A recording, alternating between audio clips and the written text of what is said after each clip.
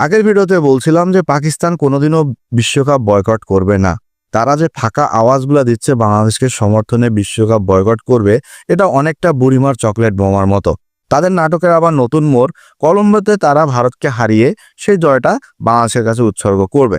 তো আমি প্রথমত বলে রাখি, ইন্ডিয়ান যে টি-20 টিমটা ওয়ার্ল্ড কাপ খেলবে, সেই টিমের সামনে দাঁড়ানোর মতো অবস্থা পাকিস্তানের নাই। এটা আপনাদের মেনে নিতে হবে। কারণ ইন্ডিয়ান যে টিম টি-20 ওয়ার্ল্ড কাপ খেলতে যাচ্ছে, এই টিমের এক একটা প্লেয়ার পারমাণবিক বোমার মতো। পাকিস্তান এদের সামনে টিকবে না। সেই সাথে আরেকটু বলে রাখি, পাকিস্তানের জয় কেন বাংলাদেশকে উৎসর্গ করবেন? বাংলাদেশে কি সুনামি হয়েছে? বাংলাদেশে কি ভূমিকম্প হয়েছে? বাংলাদেশ কি যুদ্ধ করছে যে হাজার হাজার লোক মারা গেছে? সেই জয়ের সুখার্থে বাংলাদেশকে একটু জয়টা উৎসর্গ করি।